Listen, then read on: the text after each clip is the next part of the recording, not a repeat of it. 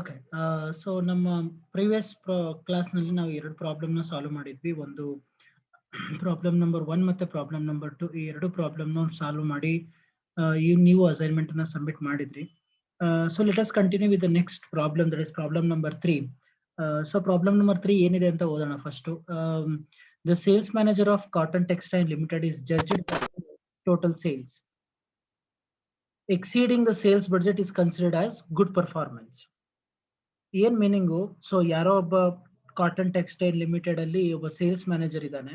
So ಈ sales manager ಯಾವ ರೀತಿ ಪರ್ಫಾರ್ಮೆನ್ಸ್ ನ ಅವನು ಮೆಷರ್ ಮಾಡ್ತಾ ಇದ್ದಾನೆ ಅಂತ ಅಂದ್ರೆ, ನಾನು ಏನ್ ಸೇಲ್ಸ್ ಮಾಡಬೇಕು ಅಂತ ಅನ್ಕೊಂಡಿದ್ದೆ ಅದಕ್ಕಿಂತ ಎಕ್ಸ್ಟ್ರಾ ಸೇಲ್ಸ್ ಮಾಡಿದ್ರೆ then my performance is good ಅನ್ನೋದು ಅವನ ಒಂದು ಅಭಿಪ್ರಾಯ.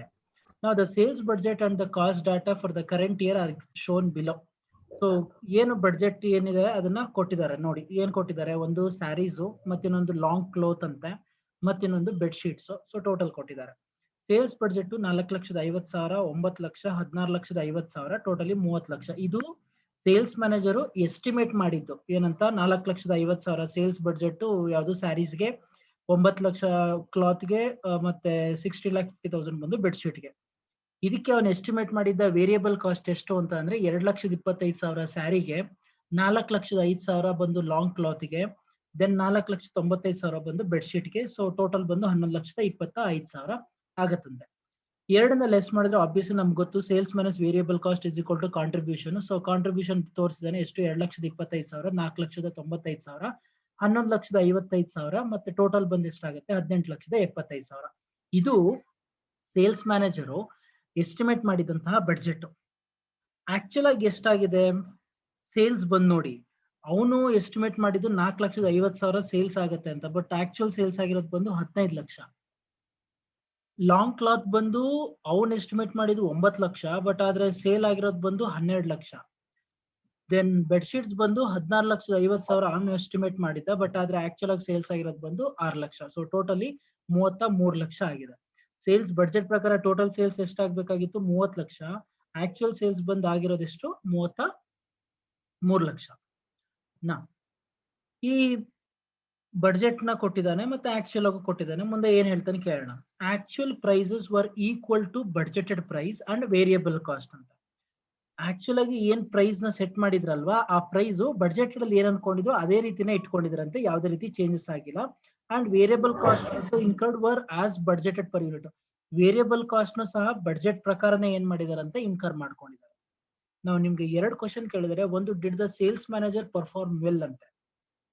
ಅಂದ್ರೆ ಅರ್ಥ ಏನು? ಸೇಲ್ಸ್ ಮ್ಯಾನೇಜರ್ ಪರ್ಫಾರ್ಮೆನ್ಸ್ ನ ಚೆನ್ನಾಗಿ ಮಾಡಿದಾನ ಇಲ್ವಾ ಅಂತ ಹೇಳಿ ಅಂತ ಒಂದ್ ಕೇಳ್ತಾ ಇದ್ದಾನೆ. Second, suggest better performance measurement criteria to be used by the company. So ಯಾವ ರೀತಿಯಾದಂತ ಒಂದು ಬೆಟರ್ ಪರ್ಫಾರ್ಮೆನ್ಸ್ ಮೆಜರ್ಮೆಂಟ್ ಕ್ರೈಟೀರಿಯಾನ ಯೂಸ್ ಮಾಡಬೇಕು ಅಂತ. ಸೊ ನೀವು ಹೇಳಿ ಯಾರಾದ್ರೂ ಒಬ್ರು ನನ್ಗೆ, ಈಗ ಸೇಲ್ಸ್ ಮ್ಯಾನೇಜರ್ ಪರ್ಫಾರ್ಮೆನ್ಸ್ ಚೆನ್ನಾಗಿದೆಯಾ ಇಲ್ವಾ ಅಂತ ಹೆಂಗ್ ಹೇಳ್ಬೇಕು ಇವಾಗ ಈ ಕೊಟ್ಟಿರೋ ಇನ್ಫಾರ್ಮೇಶನ್ ಅಲ್ಲಿ?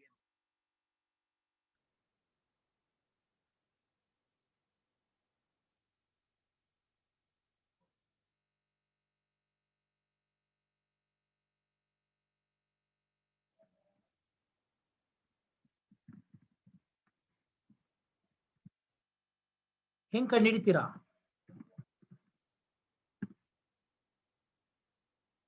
ನಾನು ಮಾತಾಡ್ತಿರೋದು ಕೇಳಿಸ್ತಿದ್ಯಾ ನಿಮ್ಗೆ? Hello,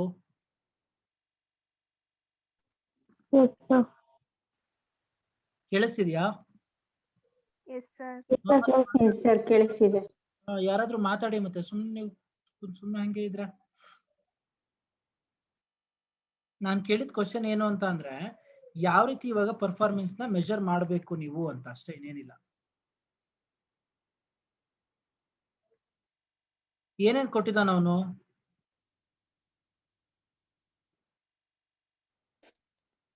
sir sari, long cloth, bed sheet ಎಲ್ಲ ಕೊಟ್ಟಿದ್ದಾರೆ ಸರ್. ಓಕೆ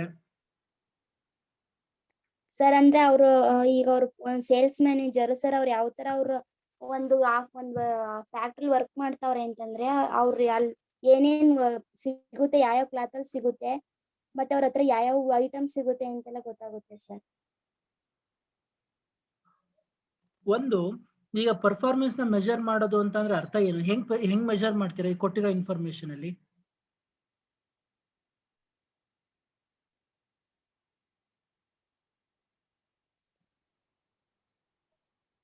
ಸರ್ ಅಂದ್ರೆ ನಮ್ಗೀಗ ಗುಡ್ ಕ್ವಾಲಿಟಿಗಳು ಪ್ರಾಡಕ್ಟ್ ಕೊಟ್ರೆ ಅವ್ರ ಸೇಲ್ಸ್ ಪರ್ಫಾರ್ಮೆನ್ಸ್ ತುಂಬಾ ಚೆನ್ನಾಗಿದೆ ಆ ಫ್ಯಾಕ್ಟರಿದು ಅಂತ ನಾವು ತಿಳ್ಕೊಬಹುದು.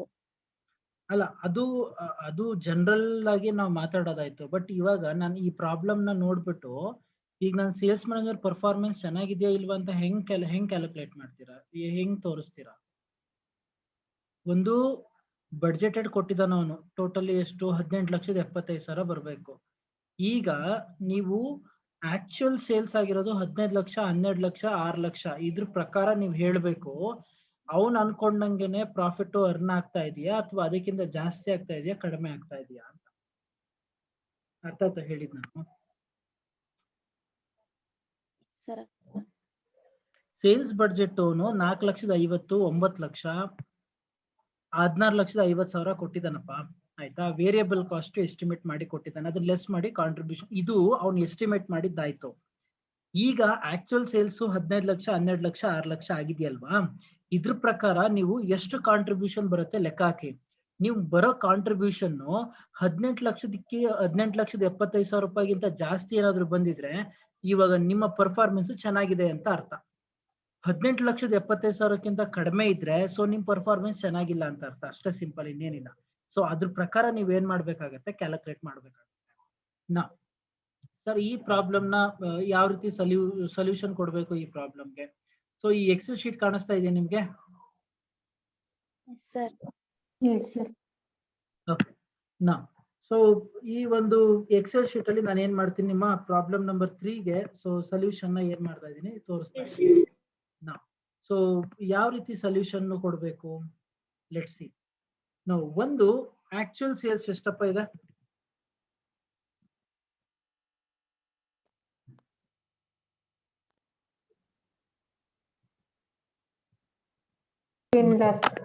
ಮಾತಾಡಿ, 15 lakh. Second one 12 lakh. 12 lakh.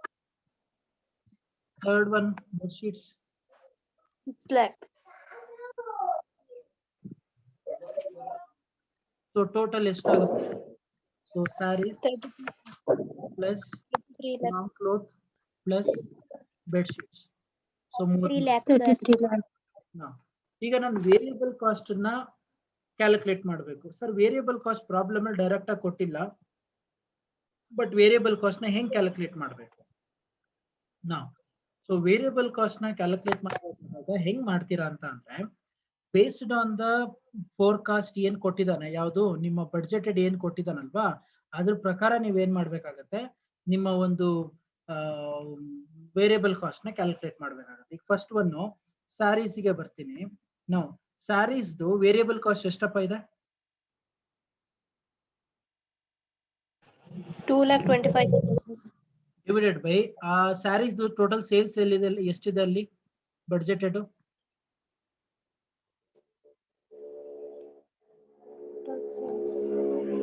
4,50,000. ನಾವು 4,50,000 ನಿಮ್ಗೆ ಕಾಣಿಸ್ತಾ ಇದೆಯಾ ನಾನು ಇಲ್ಲಿ ಬರ್ದಿರೋದು? So sir. ಈಗ ಕ್ಯಾಲ್ಕುಲೇಟರ್ ತಗೊಂಡು ಹೇಳಿ 2,25,000 ಡಿವೈಡ್ ಬೈ 4,50,000 ಇಂಟು 100 ಮಾಡಿ ಎಷ್ಟು ಬರುತ್ತೆ? 50. ಎಷ್ಟು ಬರುತ್ತಪ್ಪ? 50 sir. 50 ಸರ್. ಸೊ 50 ಬರುತ್ತಾ? Yes Yes sir. sir. Okay. So 2,25,000 divided by 4,50,000 into 100 ಮಾಡುತ್ತೆ 50% ಬರುತ್ತೆ. ಅಂದ್ರೆ 50% ನೀವೇನ್ ಮಾಡ್ಬೇಕು ಅಂತ ಅಂದ್ರೆ, ಸೊ ಅಲ್ಲಿ ಕ್ಯಾಲ್ಕುಲೇಟ್ ಮಾಡೋದು ಹೆಂಗೆ ಅಂತ ಅಂದ್ರೆ based on the variable cost. So sales ಮೇಲೆ ಎಷ್ಟು ಪರ್ಸೆಂಟೇಜ್ ವೇರಿಯಬಲ್ ಕಾಸ್ಟ್ ತಗೊಂಡಿದ್ದಾರೆ ಅಂತ, ಸೊ 50% ಅಂತ ಗೊತ್ತಾಯ್ತು. ನಾವು ಹಾಗೇನೆ ಈಗಲೂ ಸಹ 50% ನಾನು ಆಕ್ಚುಯಲ್ ಸೇಲ್ಸ್ ಮೇಲೆ ತಗೊಳ್ತೀನಿ, ಈಕ್ವಲ್ಸ್ ದಿಸ್ ಇಂಟು 50% ಮಾಡ್ತೀನಿ. ಸೊ ಎಷ್ಟು ಬರುತ್ತೆ? 7,50,000 ಬರುತ್ತೆ. ಸೊ ಹಾಗೇನೆ ನೆಕ್ಸ್ಟ್ ಏನ್ ಮಾಡ್ತೀರಾ,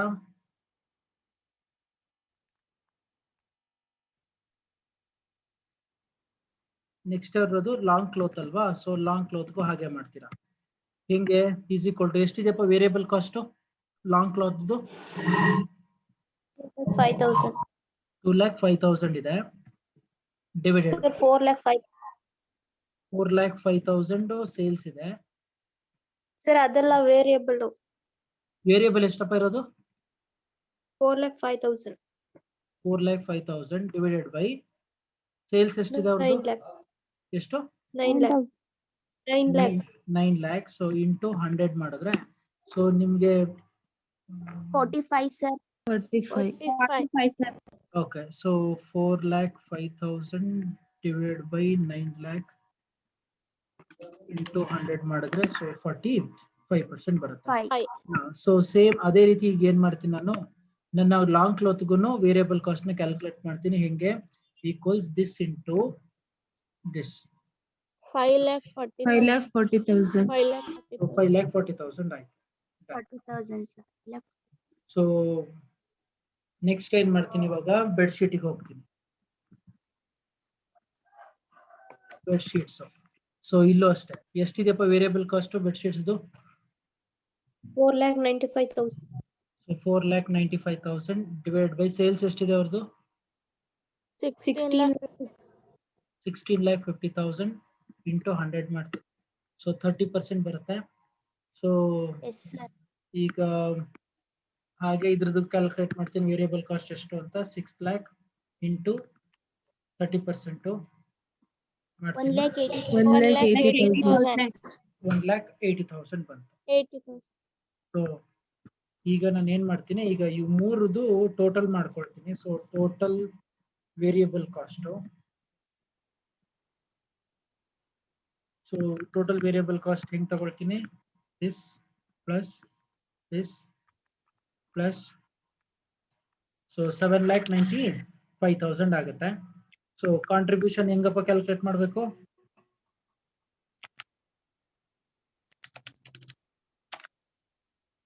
ಸೊ ಆಕ್ಚುಯಲ್ ಸೇಲ್ಸ್ ಇಂದ ಟೋಟಲ್ ವೇರಿಯಬಲ್ ಕಾಸ್ಟ್ ಲೆಸ್ ಮಾಡಿದ್ರೆ ನಿಮ್ಗೆ ಏನ್ ಸಿಗುತ್ತೆ? ಕಾಂಟ್ರಿಬ್ಯೂಷನ್ ಸಿಗುತ್ತೆ. ಸರಿನಾ? ಆಕ್ಚುಯಲ್ ಸೇಲ್ಸ್ ಇಂದ minus total variable cost calculate ಮಾಡಿದ್ರೆ ಸಿಗುತ್ತೆ ನಿಮ್ಮ total 25,000 sir. Contribution.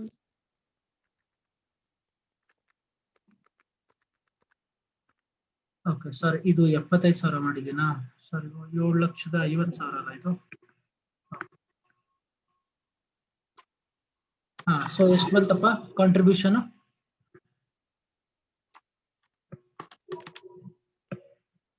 14,60,000. 33 lakh actual sales.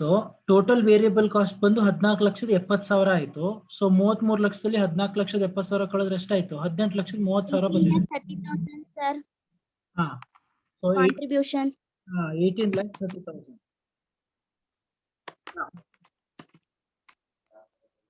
So ನಿಮ್ಮ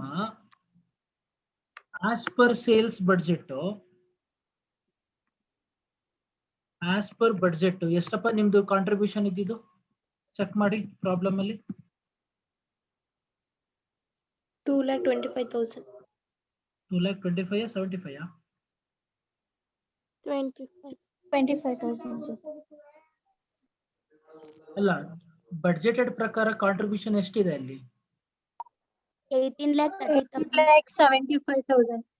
18,75,000 ಬಂದು ನಿಮ್ಮ contribution as per budget. As per actuals contribution ಎಷ್ಟು ಬಂದಿದೆ ಈಗ? 8,30,000. 18,30,000. ಸೊ ಡಿಫರೆನ್ಸ್ ಏನಾಗುತ್ತೆ ನೋಡಿ, ಈಕ್ವಲ್ 45,000 sir. 45% ಡಿಫರೆನ್ಸ್. ನೋ, ಇದ್ರ ಮೀನಿಂಗ್ ಏನು? 45,000 ಏನಿದು?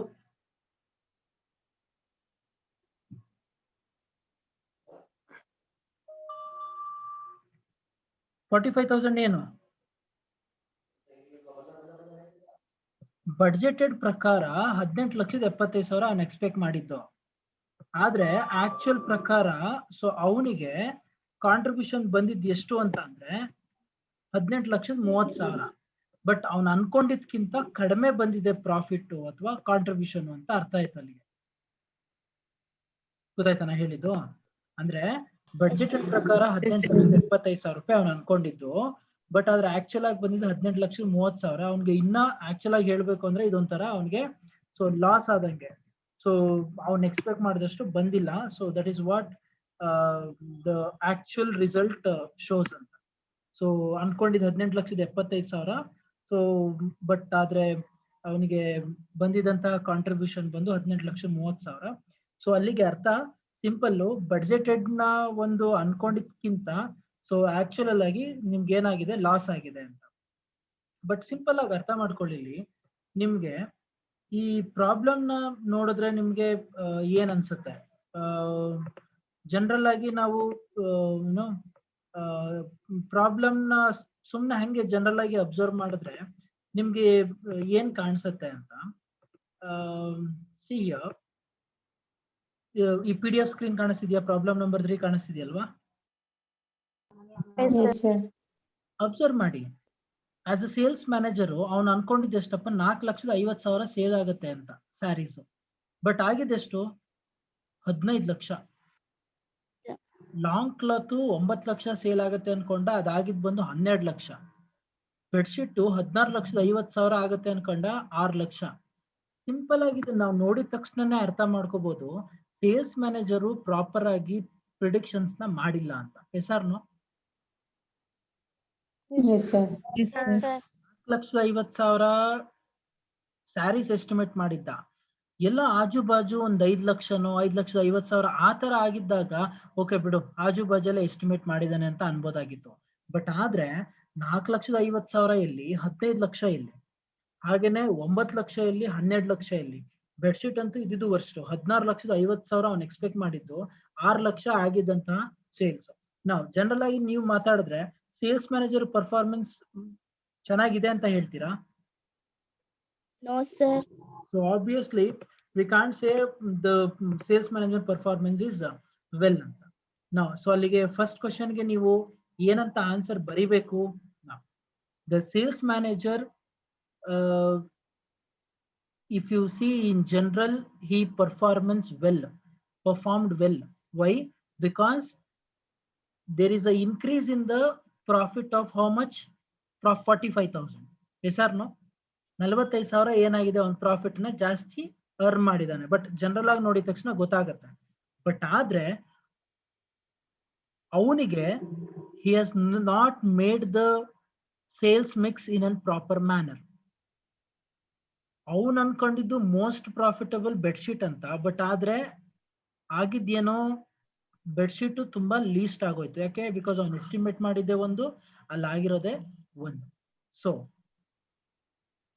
because of unfavorable change in the sales mix, the most profitable product has the minimum sales volume. ನಾನು ಅನ್ಕೊಂಡಿದ್ದೇನೋ bedsheet ಜಾಸ್ತಿ ಆಗುತ್ತೆ ಅಂತ, ಬಟ್ ಆದ್ರೆ ಕಡಿಮೆ ಆಗಿದ್ದು bedsheet. And relatively less profitable product have much higher sales volume. ಕಡಿಮೆ ಪ್ರಾಫಿಟ್ ಬರುತ್ತೆ ಅನ್ಕೊಂಡಿದ್ದ ಜಾಗ ಯಾವ್ದಾಯ್ತು, ಜಾಸ್ತಿ ಬಂದಿದೆ profit. So in such effect, so there is a decrease in the contribution margin. So ಏನು ನಾವು ಅನ್ಕೊಂಡಿದ್ ಕಾಂಟ್ರಿಬ್ಯೂಷನ್ ಎಷ್ಟು ಬರಬೇಕಿತ್ತು ಅದು ಬಂದಿಲ್ಲ ಅಂತ. So final what we can conclude is the sales manager did not perform better than he planned ಅಂತ ಏನ್ ಮಾಡ್ಬೇಕಾಗುತ್ತೆ, ಹೇಳ್ಬೇಕಾಗುತ್ತೆ.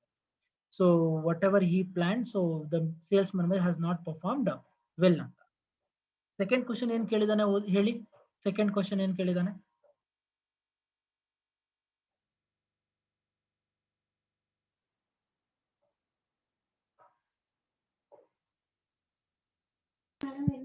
Suggestion better performance measurement creation to be used by the company. Second question ಅವ್ನು ಕೇಳಿರೋದು ಏನು ಅಂತ ಅಂದ್ರೆ, suggest the better performance measurement criteria to be used by the company ಅಂತ. So ಅಲ್ಲಿಗೆ ಆನ್ಸರ್ ಏನ್ ಹೇಳ್ಬೋದು ಅಂತ ಅಂದ್ರೆ, the performance of sales manager should be judged by the 2 basic criteria. ಒಂದು sales revenue less budgeted variable cost ಮುಖಾಂತರ, ಮತ್ತಿನ್ನೊಂದು actual selling cost ಎಷ್ಟಾಗ್ತಾ ಇದೆ. ಸೊ ಈ 2 ಫ್ಯಾಕ್ಟರ್ಸ್ ಗಳನ್ನ ಇಟ್ಕೊಂಡು ಏನ್ ಮಾಡ್ಬೋದು, ಅವನು ಎಸ್ಟಿಮೇಟ್ ಮಾಡ್ಬೋದು ಅವನ ಒಂದು ಫ್ಯೂಚರ್ ಪ್ರಿಡಿಕ್ಷನ್ ಯಾವ ರೀತಿ ಇರಬೇಕು ಅಂತ. So by transferring the product at actual cost, the production department passes on its inefficiency to the sales department, which could not be held responsible for such cost. So the sales manager should be charged with actual selling cost, and as he is responsible for the incurrence of such cost, and above all such costs are controllable at his level. So ಅಲ್ಲಿಗೆ as a sales manager ಏನ್ ಮಾಡ್ಬೇಕು ಅಂತ ಅಂದ್ರೆ, ಒಂದು variable cost ಮತ್ತೆ sales ರೆವೆನ್ಯೂನ proper ಆಗಿ production ಮಾಡಬೇಕು, ಮತ್ತೆ ಯಾವ ರೀತಿ ಸೇಲಿಂಗ್ ಎಕ್ಸ್ಪೆನ್ಸಸ್ ಇನ್ಕರ್ ಆಗ್ತಾ ಇದೆ ಅಂತ ಚೆಕ್ ಮಾಡ್ಕೋಬೇಕು. ಇದೆರಡು ಕ್ರೈಟೀರಿಯಾ ಇಟ್ಕೊಂಡು ಸೊ ಅವ್ನು ಏನ್ ಮಾಡ್ಬೇಕಾಗತ್ತೆ, he has to make a proper estimation about how much cost that he will gonna to incur in that particular sales ಅಂತ. ಒಂದು ಸೆಕೆಂಡ್ ಥಿಂಗ್ ಇಸ್, ಸೇಲ್ಸ್ ನ ಪ್ರೊಡಕ್ಷನ್ ಮಾಡ್ಬೇಕಾದಾಗ ತುಂಬಾ ಕೇರ್ಫುಲ್ ಆಗಿ ಪ್ರೊಡಕ್ಷನ್ ಮಾಡಬೇಕು. ಬಿಕಾಸ್ ಏನಾಗೋಗ್ಬಿಡುತ್ತೆ ನಿಮ್ಗೆ, ಐ ಥಿಂಕ್ ನಿಮ್ಮ ಸೇಲ್ಸ್ ನ ಅಬ್ಸರ್ವ್ ಮಾಡಿದ್ರೆ ನೋಡ್ಬೋದು, ನಾನು 15 ಲಕ್ಷ ಅಂತ ಇಲ್ಲಿ ನಾನು ಸ್ಯಾರೀಸ್ ನ ಸೇಲ್ ಮಾಡ್ಬಿಟ್ಟು ನಾನು ಬಡ್ಜೆಟ್ ಅಲ್ಲಿ 4,50,000 ಅಂತ ತೋರಿಸ್ಬಿಟ್ರೆ, ಅಷ್ಟು ಡಿಫ್ರೆನ್ಸ್ ನಂಬರ್ ಆಫ್ ಸ್ಯಾರೀಸ್ ನ ಮ್ಯಾನುಫ್ಯಾಕ್ಚರ್ ಮಾಡೋದಕ್ಕೆ ದುಡ್ಡಿಲಿಂದ ತಗೊಂಡ್ ಬರ್ತೀರಾ. ನಾನು 4,50,000 ಅಂತ ಎಸ್ಟಿಮೇಟ್ ಮಾಡ್ಬಿಟ್ಟು 4,50,000 ರೂಪಾಯಿ ಸೇಲ್ ಮಾಡಿ ಮ್ಯಾನುಫ್ಯಾಕ್ಚರ್ ಮಾಡೋದಕ್ಕೆ ಆರ್ಡರ್ ಕೊಡ್ತೀರಾ. ಬಟ್ ಆದ್ರೆ ಮಾರ್ಕೆಟ್ ಅಲ್ಲಿ 15 ಲಕ್ಷ ಸೇಲ್ಸ್ ಇದೆ ಅಂತ ಅಂದ್ರೆ ಆಬ್ವಿಯಸ್ಲಿ ನಿಮ್ಗೆ ಪ್ರೊಡಕ್ಷನ್ಗೆ ಎಲ್ಲಿಂದ ದುಡ್ಡು ತಗೊಂಡ್ ಬರ್ತೀರಾ? ಇನ್ನ ಎಷ್ಟು, ಆಲ್ಮೋಸ್ಟ್ 11,50,000 ನೀವು ಸ್ಯಾರೀಸ್ ಎಕ್ಸ್ಟ್ರಾ ಪ್ರೊಡ್ಯೂಸ್ ಮಾಡ್ಬೇಕು ಅಂತ ಅಂದ್ರೆ ಆಬ್ವಿಯಸ್ಲಿ ನಿಮ್ಗೆ ಬರ್ಡನ್ ಆಗೇ ಆಗುತ್ತೆ. ಸೊ ಇದರಿಂದ so as a the sales manager should take a proper precautions in making estimation about the demand in the market ಅಂತ ಹೇಳ್ಬೇಕಾಗುತ್ತೆ. Have you understood this problem? ಅರ್ಥ ಆಯ್ತಾ ಎಲ್ರಿಗೂ?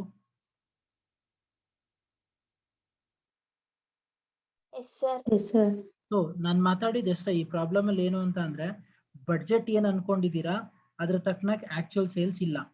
ಬಡ್ಜೆಟೆಡ್ ಇಲ್ದೇ ಇರೋ ಕಾರಣದಿಂದ ಪ್ರಾಪರ್ ಆಗಿ ನಿಮ್ಗೆ ಲಾಸ್ ಆಗಿದೆ. ಸೊ ಅದರಿಂದ ನೀವು ಎಸ್ಟಿಮೇಶನ್ ಮಾಡೋದನ್ನ ಕರೆಕ್ಟ್ ಆಗಿ ಮಾಡಿ ಅಂತ ಹೇಳ್ತಾ ಇದಾರೆ ಅಷ್ಟೇ, ಬೇರೆ ಇನ್ನೇನು ಇಲ್ಲ. Is it clear? Yes, sir. Yes, sir. Yes, sir. Yes, sir. So let us move on to the next problem. Problem number 4. Problem number 4 ಏನಿದೆ ನೋಡಿ, ತುಂಬಾ ಸಿಂಪಲ್ ಆಗಿದೆ. ಐ ಥಿಂಕ್ ನೀವು ಇದನ್ನೆಲ್ಲ ಆಲ್ರೆಡಿ ಓದಿರ್ತೀರಾ, ಮಾಡಿರ್ತೀರಾ ನಿಮ್ಮ ಪ್ರೀವಿಯಸ್ ಡಿಗ್ರೀಸ್ ಗಳಲ್ಲಿ. XYZ Limited current year operating results of 3 divisions A, B and C are given below ಅಂತ. ಯಾವುದೋ ಒಂದು XYZ ಲಿಮಿಟೆಡ್ ಅಂತ ಇದೆಯಂತೆ. ಈ ಲಿಮಿಟೆಡ್ದು ರಿಸಲ್ಟ್ಸ್, ಆಪರೇಟಿಂಗ್ ರಿಸಲ್ಟ್ಸ್ ನ ಏನ್ ಮಾಡಿದಾರಂತೆ, ಕೊಟ್ಟಿದಾರಂತೆ. ಆ ಕಂಪನಿದ್ ಬಂದು 3 ಡಿವಿಷನ್ ಇದೆಯಂತೆ, ಡಿವಿಷನ್ ಎ, ಡಿವಿಷನ್ ಬಿ ಮತ್ತೆ ಡಿವಿಷನ್ ಸಿ ಅಂತ. ನಾವು ಏನೇನ್ ಕೊಟ್ಟಿದ್ದಾರೆ ನೋಡಿ, ಒಂದು ಸೇಲ್ಸ್ ರೆವಿನ್ಯೂ ಕೊಟ್ಟಿದ್ದಾರೆ 400, 2,000 ಅಂತ. ಮೀನ್ಸ್ ಅದನ್ನ ಅವರು ಥೌಸಂಡ್ಸ್ ಅಲ್ಲಿ ತೋರಿಸಿದ್ದಾರೆ. ಸೊ ಅಲ್ಲಿಗೆ 4 ಲಕ್ಷ 4 ಲಕ್ಷ ಮತ್ತೆ ಇದು 20 ಲಕ್ಷ ಏನೋ ಆಗುತ್ತೆ. Then less expenses 360, 200, 1,800. Then sales ಇಂದ ಎಕ್ಸ್ಪೆನ್ಸಸ್ ಲೆಸ್ ಮಾಡಿದ್ರೆ ಆಬ್ವಿಯಸ್ಲಿ ನನಗೆ ಪ್ರಾಫಿಟ್ ಕಾಂಟ್ರಿಬ್ಯೂಷನ್ ಬರುತ್ತೆ. ಎಷ್ಟು? 400 ಇಂದ 360 ಕಳೆದ್ರೆ 40, 400 ಇಂದ 200 ಕಳೆದ್ರೆ 200, 2,000 ಇಂದ 1,800 ಕಳೆದ್ರೆ 200. ಸೊ ಸೆಗ್ಮೆಂಟ್ ಅಸೆಟ್ಸ್ ಬಂದು ಎಷ್ಟು ಕೊಟ್ಟಿದ್ದಾರೆ? ಸೆಗ್ಮೆಂಟ್ ಅಸೆಟ್ಸ್ ಅಂತ ಅಂದ್ರೆ ಆಕ್ಚುಲ್ ಆಗಿ ಕ್ಯಾಪಿಟಲ್ ಎಂಪ್ಲಾಯ್ಡ್ ಅಂತ ಅರ್ಥ. 200 means like 2 lakh, division B ಬಂದು 8 ಲಕ್ಷ, ಡಿವಿಷನ್ ಸಿ ಬಂದು 40 ಲಕ್ಷ ಏನೋ ಇನ್ಕರ್ ಮಾಡ್ಕೊಂಡಿದಾರಂತೆ assets employed. Determine the rate of return for these 3 divisions. Rate of return ಅಂತ ಅಂದ್ರೆ ಏನು?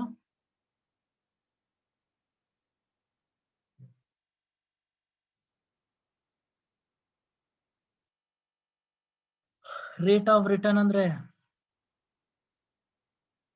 how much that the company is getting the returns from their investment, ಅಥವಾ how much the returns which they are getting from the sales that they are made.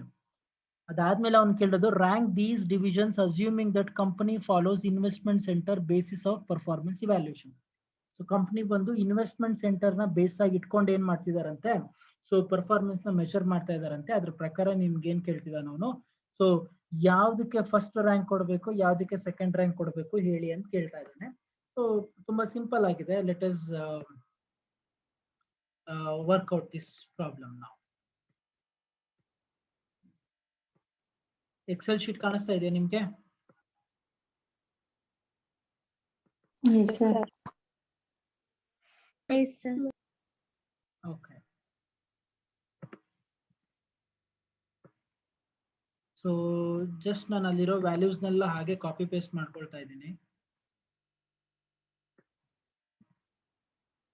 Division B ನ ಇಲ್ಲಿ ಹಾಕ್ತೀನಿ, division C ನ ಇಲ್ಲಿ ಹಾಕ್ತೀನಿ. So division A ಈ ಕಡೆ ತಗೊಂಡ್ ಬರ್ತೀನಿ. So I don't want these 2 rows, I just delete it off. So ಇನ್ನೊಂದು ವ್ಯಾಲ್ಯೂ ಇದೆ, ಇನ್ನೊಂದು ವ್ಯಾಲ್ಯೂನ ತಗೊಳ್ತೀನಿ ಅಲ್ಲಿ. ಸ್ಕ್ರೀನ್ ಕ್ಲಿಯರ್ ಆಗಿ ಕಾಣಿಸ್ತಾ ಇದೆಯಲ್ಲ ನಿಮ್ಗೆ? Yes, sir. Yes, sir. Sir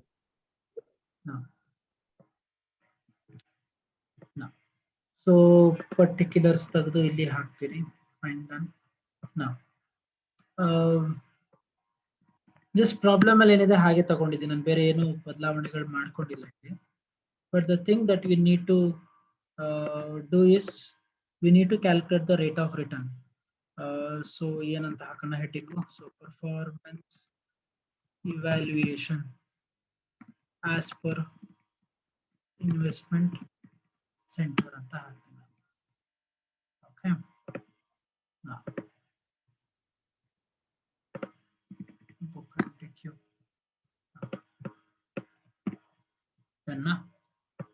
ಇದು ಪ್ರಾಬ್ಲಮ್ ಅಲ್ಲಿ ಕೊಟ್ಟಿರೋದು ಅವನು ಏನು? ಸೊ ಸೇಲ್ಸ್ ಎಷ್ಟಿದೆ, ಎಕ್ಸ್ಪೆನ್ಸಸ್ ಎಷ್ಟಿದೆ, ಪ್ರಾಫಿಟ್ ಎಷ್ಟಿದೆ, ಟೋಟಲ್ ಅಸೆಟ್ಸ್ ಎಷ್ಟಿದೆ, ಅದನ್ನ ಮಾಮೂಲಿ ಕೊಟ್ಟಿದ್ದಾನೆ ಅವನು. ಓಕೆ. ಈ ಕೊಟ್ಟಿರೋ 4 ಇನ್ಫಾರ್ಮೇಶನ್ ಇಟ್ಕೊಂಡು ನಾನು ಇನ್ವೆಸ್ಟ್ಮೆಂಟ್ ಸೆಂಟರ್ ಪ್ರಕಾರ ನಾನು ಏನ್ ಮಾಡ್ಬೇಕಾಗತ್ತೆ? ಪರ್ಫಾರ್ಮೆನ್ಸ್ ಇವ್ಯಾಲ್ಯೂಯೇಷನ್ ಮಾಡ್ಬೇಕಾಗತ್ತೆ. ಸೊ ಈ ಪರ್ಫಾರ್ಮೆನ್ಸ್ ಇವ್ಯಾಲ್ಯೂಯೇಷನ್ ಮಾಡ್ಬೇಕಾದ್ರೆ ಸೊ ನೀವ್ ಏನ್ ಮಾಡ್ಬೇಕು? So there are 3 calculations that you need to do. One is return on sales, second is asset turnover ratio, then third one is return on investment. ಯಾವ್ದು? ಒಂದು return on sales, second asset turnover ratio, and third one ಬಂದು return on investment. Return on sales ಅಂದ್ರೆ ಎಷ್ಟು? ಏನಪ್ಪ meaning ಅಥವಾ formula ಏನು? Return on sales ಅಂತ ಅಂದ್ರೆ ಮೀನಿಂಗ್ ಏನು?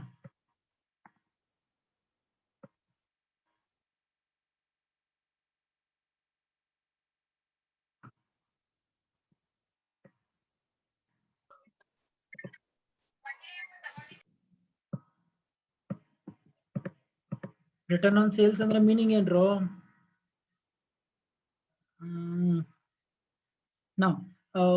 Okay. So return on sales ಅಂತ ಅಂದ್ರೆ ಏನ್ ರಿಟರ್ನ್ ಬಂದಿದೆ ಅದ್ರ ಮೇಲೆ ಅವನ್ ಯಾವ ಸೇಲ್ಸ್ಗೆ ಅಷ್ಟು ರಿಟರ್ನ್ಸ್ ಬಂದಿದೆ ಅದ್ರ ರೇಷಿಯೋ ಕ್ಯಾಲ್ಕುಲೇಟ್ ಮಾಡಿ ಅಂತ ಹೇಳ್ತಾನೆ, ಅಷ್ಟೇ, ಇನ್ನೇನಿಲ್ಲ. ಹೆಂಗ್ ಕ್ಯಾಲ್ಕುಲೇಟ್ ಮಾಡ್ತೀರಾ ಇದನ್ನ? ಪ್ರಾಫಿಟ್ ಎಷ್ಟಿದೆ ಡಿವೈಡೆಡ್ ಬೈ ಸೇಲ್ಸ್ ಎಷ್ಟಿದೆ ಇಂಟು 100 ಮಾಡಿದ್ರೆ ಆಯ್ತು. ಸೊ ದಟ್ ಸಾರಿ ಏನೋ ಮಿಸ್ ಆಯ್ತಲ್ಲ. ಓಕೆ, ಸಾರಿ. ಇಂಟು 100. ನಾವು ಎಷ್ಟು ಪರ್ಸೆಂಟ್ ಬಂತಪ್ಪ? ಸೊ 10% ಬಂತು. 10. ಸೊ 10% ಬಂತು. ಇದು just I drag it off. So ನನಗೆ ಬಂದಿರುವಂತ ಪರ್ಸೆಂಟೇಜು 10%, 50%, 10%. ಒಂದ್ ನೋಡಿ, ಈಗ ಡಿವಿಷನ್ ಏದ್ ಬಂದು ಪ್ರಾಫಿಟ್ ರಿಟರ್ನ್ ಆನ್ ಸೇಲ್ಸ್ ಎಷ್ಟು ಬಂದಿದೆ? 10% ಬಂದಿದೆ. ಅಂದ್ರೆ ಅರ್ಥ 100 ರೂಪಾಯಿ ಅವ್ನು ಸೇಲ್ಸ್ ಮಾಡಿದ್ರೆ ಅವ್ನಿಗೆ ಬರುವಂತ ಪ್ರಾಫಿಟ್ ಎಷ್ಟಂತೆ? 10 ರೂಪಾಯಿ ಅಂತೆ. ಅದೇ ಡಿವಿಷನ್ ಬಿ ನೋಡಿ, 400 ರೂಪಾಯಿ ಸೇಲ್ ಮಾಡಿದ್ರೆ 200 ರೂಪಾಯಿ ಅಂತೆ. ಅಂದ್ರೆ ಅರ್ಥ 100 ರೂಪಾಯಿ ಸೇಲ್ ಮಾಡಿದ್ರೆ 50 ರೂಪಾಯಿ ಅಂತೆ. ಸೊ ತುಂಬಾ ಜಾಸ್ತಿ ಇದೆ. ಥರ್ಡ್ ಒನ್ ನೋಡಿ, ಸೊ 100ಕ್ಕೆ ಅವ್ನು ಸೇಲ್ ಮಾಡಿದ್ರೆ ಬರೀ 10 ರೂಪಾಯಿ ಅಂತೆ ಅಂತ ಒಂದು ಪ್ರಾಫಿಟ್ ಬರುತ್ತೆ. ಇದ್ರ ಪ್ರಕಾರ ನೋಡಿದ್ರೆ ನಿಮ್ಗೆ ಯಾವ್ದು ಫಸ್ಟ್ ಪ್ಲೇಸ್ ಅಂತ ಅನ್ಸುತ್ತೆ?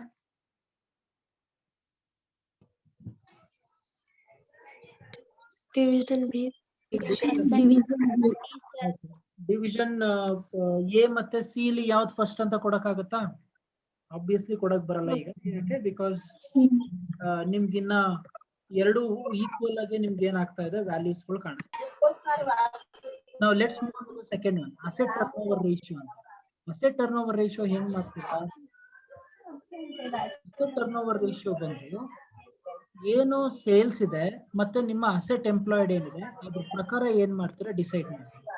ಹಿಂಗೆ ಈಕ್ವಲ್ಸ್ ನಿಮ್ಮ ಸೆಗ್ಮೆಂಟ್ ಅಸೆಟ್ಸ್ ಎಷ್ಟಿದೆ ನೋಡಿ, ರೆವಿನ್ಯೂ ಎಷ್ಟಿದೆ ನೋಡಿ. So sales divided by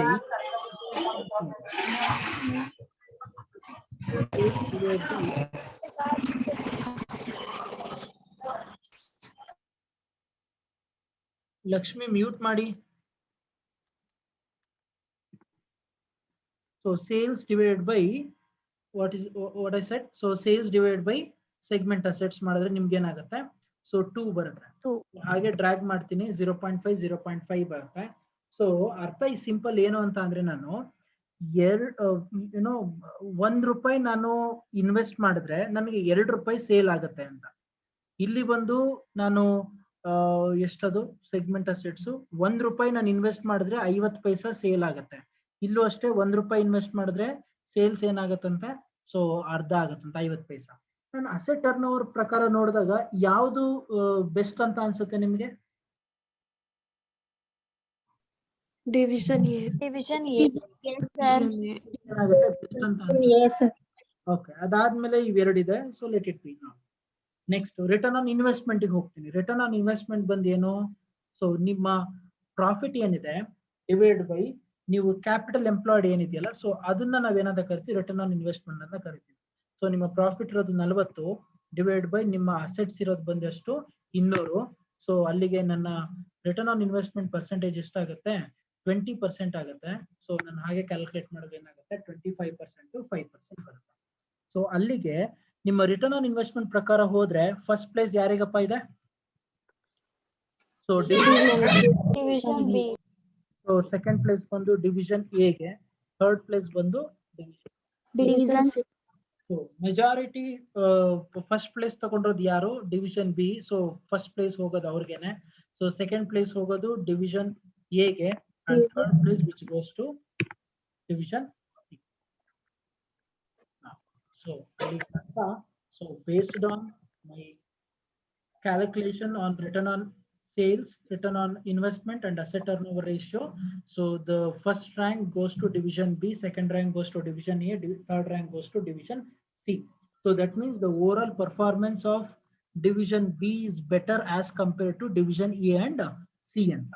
so formula ಬೇಕಾ ಇನ್ನೊಂದ್ಸಲಿ ಬರ್ದ್ಬಿಡ್ತೀನಿ ನಾನು. ಫಾರ್ಮುಲಾ ಬಂದು ರಿಟರ್ನ್ ಆನ್ ಸೇಲ್ಸ್ ಗೆ ಏನು ಅಂತ ಅಂದ್ರೆ, ಸೊ ಏನದು profit contribution divided by sales. ಇದು ಬಂದು sales divide by assets employed. Then return investment ಬಂದು profit contribution divided by asset employed. So ಇದು ಏನು ನಿಮ್ಮ ಫಾರ್ಮುಲಾ. ಸೊ ನೀವು ಕ್ಯಾಲ್ಕುಲೇಷನ್ ಮಾಡೋದಕ್ಕೆ ತಗೊಳ್ಬೇಕಾಗಿರೋ. ಸೊ ಅಲ್ಲಿಗೆ as per the investment centre ಪ್ರಕಾರ ನಾನು ಪ್ರಾಫಿಟ್ ಇವ್ಯಾಲ್ಯೂಯೇಷನ್ ಮಾಡಿದೆ, division A, division B, division C. ಇದ್ರ ಪ್ರಕಾರ ನಾನು ಕ್ಯಾಲ್ಕುಲೇಟ್ ಮಾಡಿದಾಗ ನನಗೆ ಗೊತ್ತಾಗಿದ್ದು ಏನು ಅಂತ ಅಂದ್ರೆ, so division B performance is better as compared to division A ಮತ್ತೆ ಡಿವಿಷನ್ ಸಿ ಅಂತ. ನಾವು ಕನ್ಕ್ಲೂಡಿಂಗ್ ರಿಮಾರ್ಕ್ಸ್ ಏನಂತ ಹೇಳ್ತೀರಾ, so division B's performance is far better than division C, and the respective figure of return on sales being 50% and 10%, and segment rate of return of division B is higher than that of C. Although A and C both have 10% rate of return on sales, A earned a 20% return on investment as compared to C, that is 5%. So because of the asset turnover of rate A is 2, whereas that C is only 0.5. Based on their segment rate of return on investment, the 3 divisions would be ranked as B first, A second, C bandu third anta ಏನು ಮಾಡ್ತೀರಾ. Is this clear? Yes, sir. Yes, sir. So exam ಅಲ್ಲಿ problem ಯಾವ ರೀತಿ ಕೊಡ್ತಾ ಇದ್ದಾರೆ ಅಂತ ನೀಟಾಗಿ ನೋಡ್ಕೊಳ್ಬೇಕು. ಅದನ್ನ ನೋಡ್ಕೊಂಡು ಅದ್ರ ಪ್ರಕಾರ ಏನ್ ಮಾಡ್ಬೇಕಾಗುತ್ತೆ, ಸೊ ನೀವು ಏನೋ ಇದಕ್ಕೆ ಸೊಲ್ಯೂಷನ್ ಮಾಡ್ಬೇಕಾಗುತ್ತೆ. ಸೊ ಕ್ವಶನ್ ಅಲ್ಲಿ ಕ್ಲಿಯರ್ ಆಗಿ ಕೇಳ್ಬಿಟ್ಟಿದ್ದಾನೆ ಏನಂತ, ಸೊ ಯಾವ್ದೋ ಕಂಪನಿಯ ಪರ್ಫಾರ್ಮೆನ್ಸ್, ಯಾವ್ದೋ ಡಿವಿಷನ್ ನ ಪರ್ಫಾರ್ಮೆನ್ಸ್ ಕರೆಕ್ಟ್ ಆಗಿದೆ, ಚೆನ್ನಾಗಿದೆ ಅಂತ. ಸೊ ಅದ್ರ ಪ್ರಕಾರ ಏನ್ ಮಾಡ್ತೀರಾ ನೀವು, ಸೊ ಚೆಕ್ ಮಾಡ್ಕೊಂಡು ಯಾವ ಡಿವಿಷನ್ ಪರ್ಫಾರ್ಮೆನ್ಸ್ ಚೆನ್ನಾಗಿದೆ ಅಂತ ನೋಡ್ಬಿಟ್ಟು ಹೇಳ್ತೀರಾ, ಅಷ್ಟೇ ಮುಗಿತು. ಸೊ ಬಟ್ ಡಿವಿಷನ್ ಪರ್ಫಾರ್ಮೆನ್ಸ್ ನ ಮೆಜರ್ ಮಾಡ್ಬೇಕಾದ್ರೆ, so what you have to do is, you have to check the return on sales. Second, you have to check the asset turnover ratio. Third, you have to take the return on investment. ಇದ್ರ ಜೊತೆ ಇನ್ನೂ ಒಂದಿದೆ, P V ratio ಅಂತ. ನಾವು P V ratio ಬಂದು ಏನು ಅಂತ ಅಂದ್ರೆ ಕಾಂಟ್ರಿಬ್ಯೂಷನ್ ಡಿವೈಡೆಡ್ ಬೈ ಸೇಲ್ಸ್, ಇದನ್ನು ಮಾಡ್ಬೋದು. So contribution divided by sales ಮಾಡಿದ್ರೆ ಏನಾಗುತ್ತೆ ನಿಮ್ಗೆ, ಇಸ್ ಈಕ್ವಲ್ ಟು ಇದು ಕಾಂಟ್ರಿಬ್ಯೂಷನ್ ಅಂತ ಕನ್ಸಿಡರ್ ಮಾಡಿ ಡಿವೈಡ್ ಬೈ ಸೇಲ್ಸ್ ಮಾಡಿದ್ರೆ, ಸೊ ಸೇಮ್ ನಿಮ್ಮ ರಿಟರ್ನ್ ಆನ್ ಸೇಲ್ಸ್ ಏನ್ ಬರುತ್ತಲ್ಲ ಅದೇ ಬರುತ್ತೆ. ಯಾಕೆ ಅಂತ ಅಂದ್ರೆ ಇಲ್ಲಿ ಡೈರೆಕ್ಟ್ ಪ್ರಾಫಿಟ್ ಕೊಟ್ಟಿದ್ದಾನೆ, they have not given the contribution ಯಾವಾಗ್ಲೂ ಏನಿರುತ್ತೆ, ಸೇಲ್ಸ್ ಮೈನಸ್ ವೇರಿಯಬಲ್ ಕಾಸ್ಟ್ ಇರುತ್ತೆ. ಬಟ್ ಆದ್ರೆ ಈ ಪ್ರಾಬ್ಲಮ್ ಅಲ್ಲಿ ಏನ್ ಮಾಡಿದಾನ ಅವನು, ಸೊ ಡೈರೆಕ್ಟ್ ಆಗಿ ಫುಲ್ ಎಕ್ಸ್ಪೆನ್ಸಸ್ ಕೊಟ್ಟಿರೋದ್ರಿಂದ ನಾವು ಪಿ ವಿ ರೇಷಿಯೋನ ಆಕ್ಚುಲ್ ಆಗಿ ಕ್ಯಾಲ್ಕುಲೇಟ್ ಮಾಡಕ್ಕಾಗಲ್ಲ. Only when